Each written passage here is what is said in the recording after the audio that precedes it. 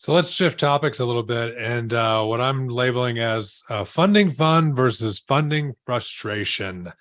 So as we joked a little bit earlier, the timeline for some of this stuff is dragged out immensely. Megan, what do you like? What are we seeing? Like, is there I guess, are there some highlights? Are there some fun things that we see happening on the funding side that are going to maybe help alleviate some of this frustration and consternation of getting that money to the places it needs to go?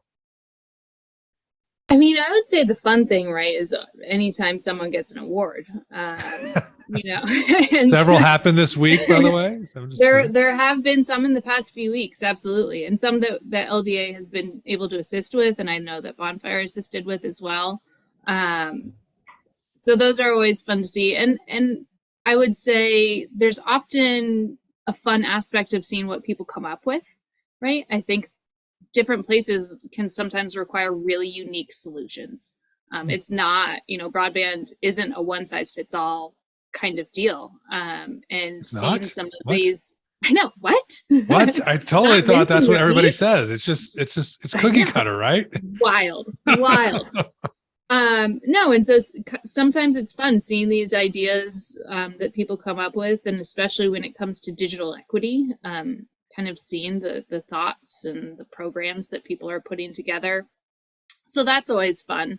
I'd say the biggest frustration is the timelines. And I don't know that government is ever going to move any faster than they do. It seems like wishful thinking and, But here's something that's funny about that. You talk about the timelines and the funding and the frustration from the government. I can tell you that the private sector in this situation is not moving much faster. I've been telling people this for a while, is that you will 2 weeks yourself for a year.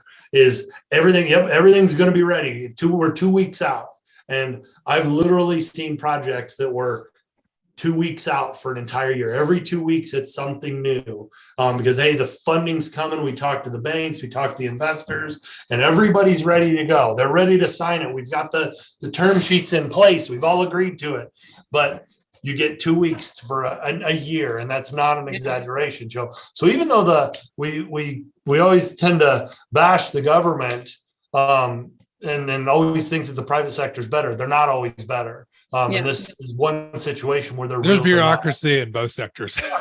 there's bureaucracy. You can't escape it. I'd say one of the things that that's always fun too. Yeah. Well, I guess to that point, though, I mean, you got to manage expectations, and I preach that quite often in a lot of fronts. But this is definitely one where you can't let the states and the communities think that this is coming next week, because it is not coming next week. But I guess on that point, I mean, like, how do you tell somebody?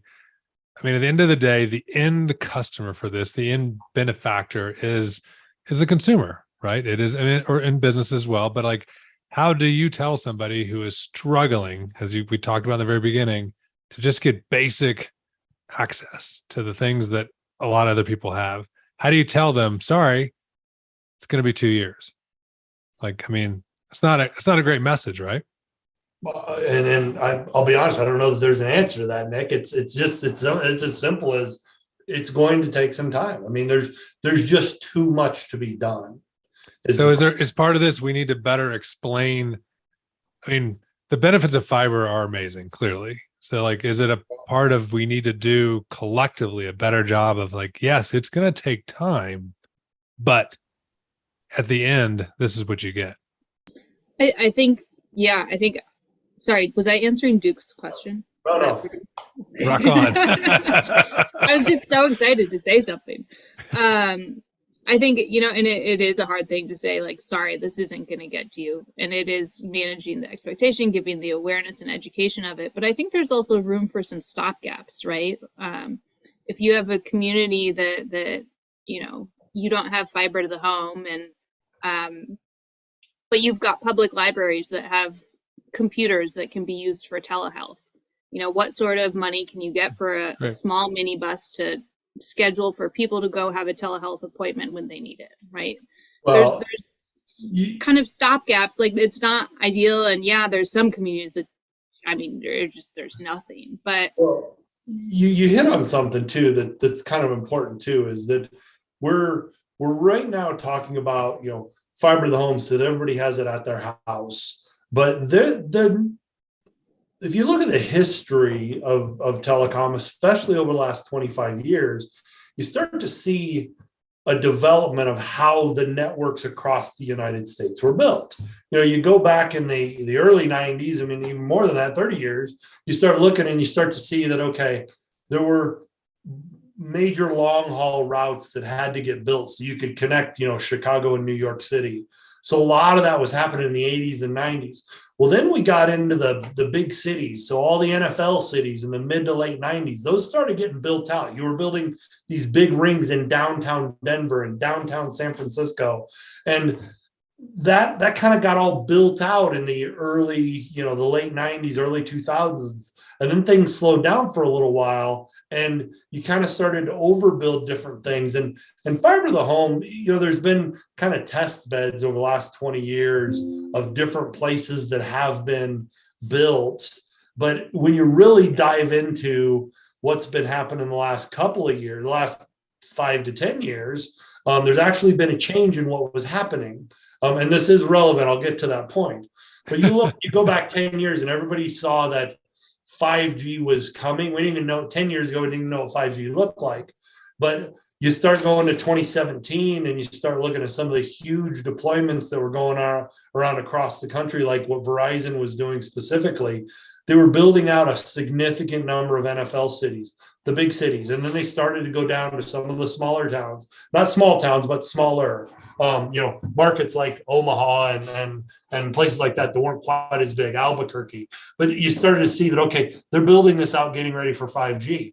But then, like we talked about, COVID happened and the 5G push kind of slowed a little bit, as opposed to where the fiber to the home push was going.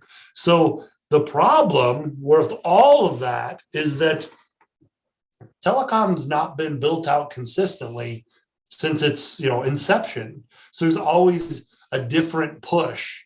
And right now we really do have two pushes going on with and any one of them would make for a busy industry. The 5G push is still here. There's still a huge push. And what 5G, everybody thinks, 5G, that's all going to be wireless. We're not going to need fiber.